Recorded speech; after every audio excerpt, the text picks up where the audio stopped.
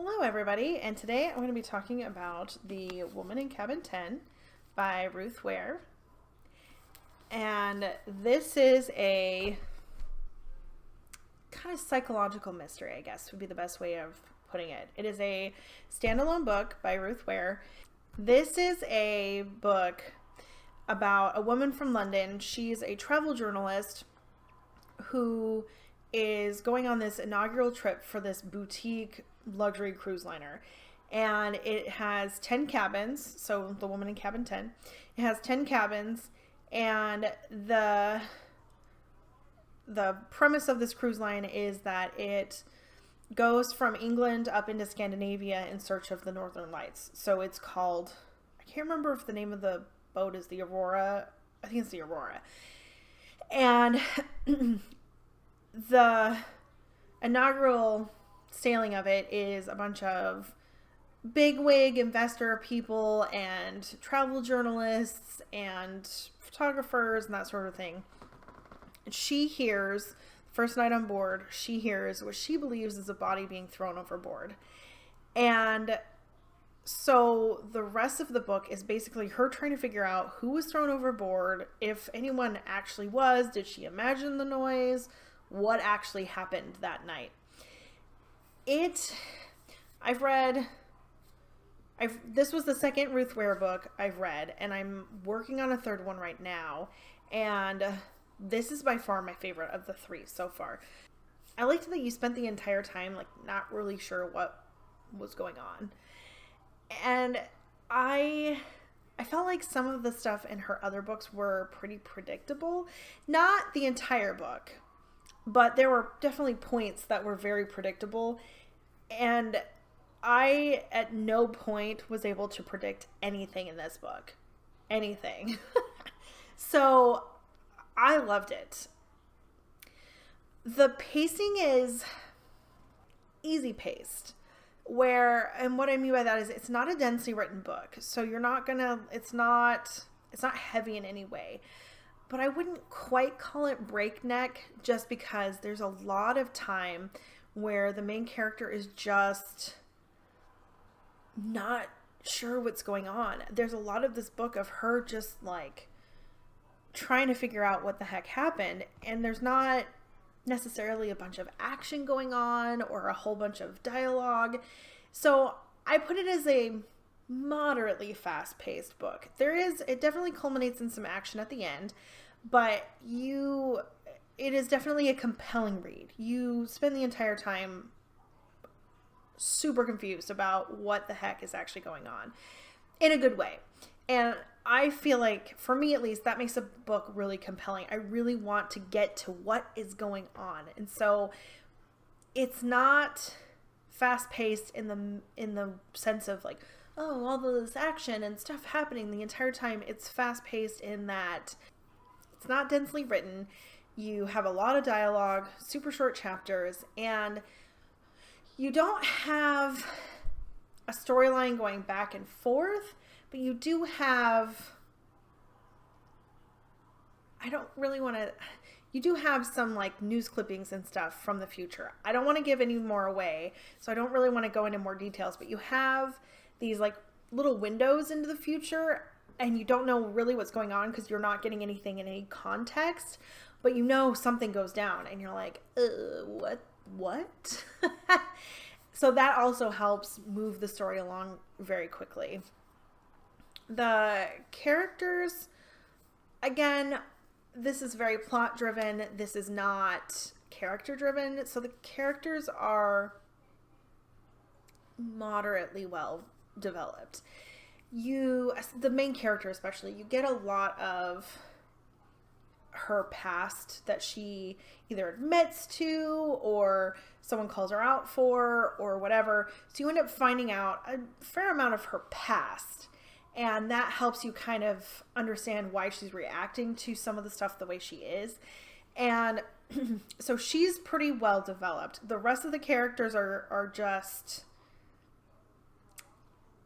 set pieces, basically. They're there for her to kind of play off of and not they're not really well developed. But again, that's not the point of this book. This book is plot driven. So it's not that the author tried to develop them and did a poor job. It's not necessary for the story. But again, if character development is really your jam, this isn't going to be the book for you. The storyline is very layered. You get her struggle, you get the crew basically telling her she's crazy, you get these snippets from the future and trying to actually like assess what's going on. So it's a pretty layered plot with some pretty good plot twists. I did not even remotely guess what was going on. I got to the end and I was like, what? No. she figures it out. I will give her credit. And I was like, I would never have connected those dots. So good for you. This is a pretty dark book. Not dark like in a dark wood where it's creepy or anything like that. I didn't find this one even remotely creepy. It didn't have that feel. But the main character has some mental health issues, and the bad guys kind of unintentionally really attack that. And so she ends up kind of spiraling for a little bit. But props to the author for not shying away from writing a main character who has a mental illness, who has these struggles. I feel like the more that people write these characters, the less difficult it will be to talk about mental illness, and for, there's such a push, and in a good way, for people of color to be represented in books and for there to be diversity.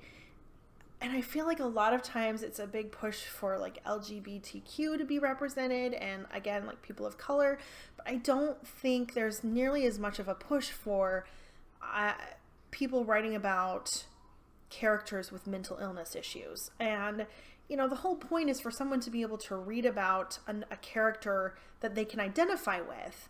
And there are so many people struggling with mental illness. So why don't we see this in books more? Not necessarily as a plot point, but just because we want characters that represent the people that live in this world. So I realize that at this point it is the author is using it as a plot point. Yeah, so that was my tangent that I distracted myself with, but I thought that was really great to see in a book, because maybe it's because I read a lot of fantasy, so they're all like imaginary. They're not humans, they're fairies and magicians and whatever. But I personally do not read a lot of books with people who have mental illness in them. That was the world's biggest tangent.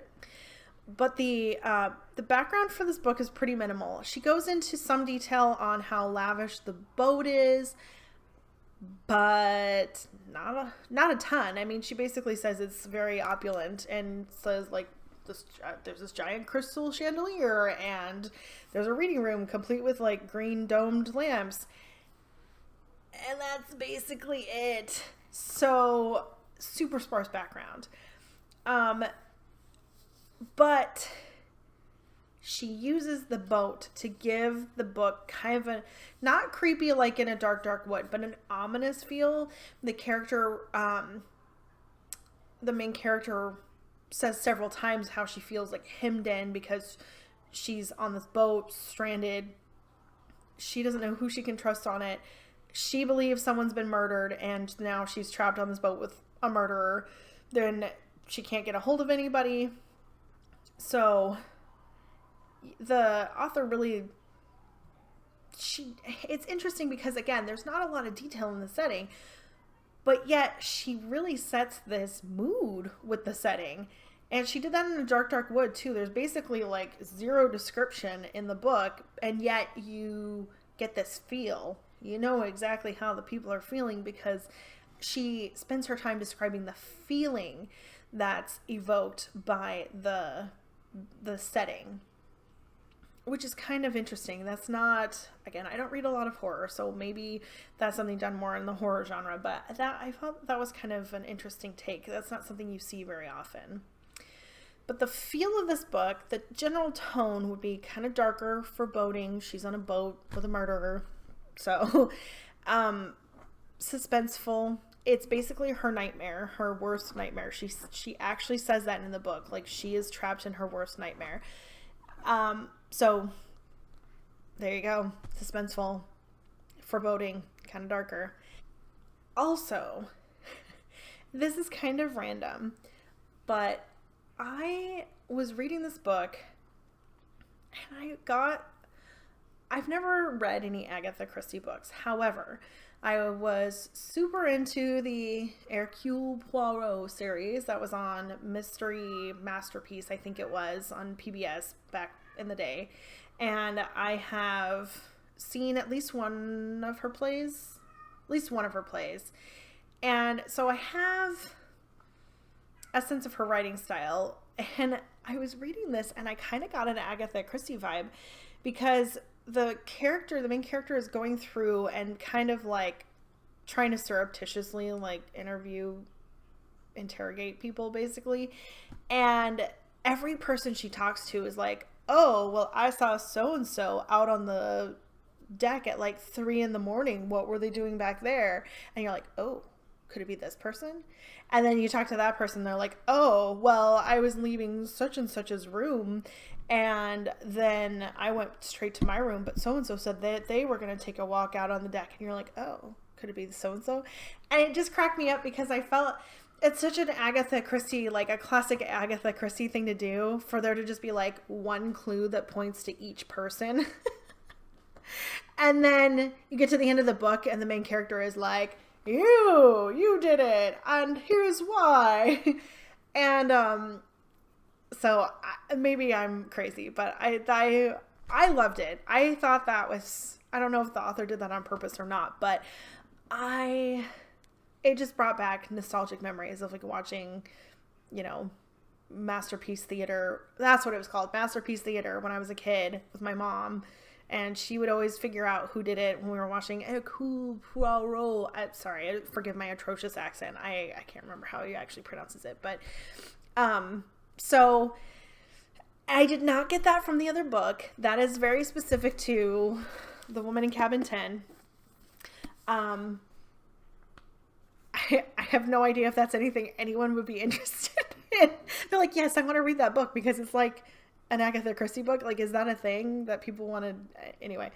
So that's this book. I also read this one. I didn't do an audiobook. And again, my sisters all read it via audiobook and liked it. So I personally can't speak to the audiobook, but my sisters all gave it a thumbs up. So, but that's The Woman in Cabin 10 by Ruth Ware. And if you like this video, give it a thumbs up.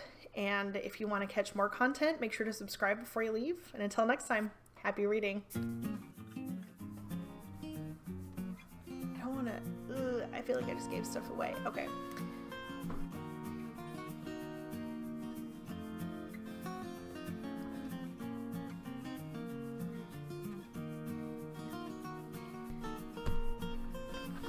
What is the word I'm looking for? I literally can't think of the word. Distracted. I couldn't think of the word distracted. I distracted myself trying to think of the word distracted. Because why not? I felt like there was something else I wanted to say, and now I can't remember what it was. So that's a problem.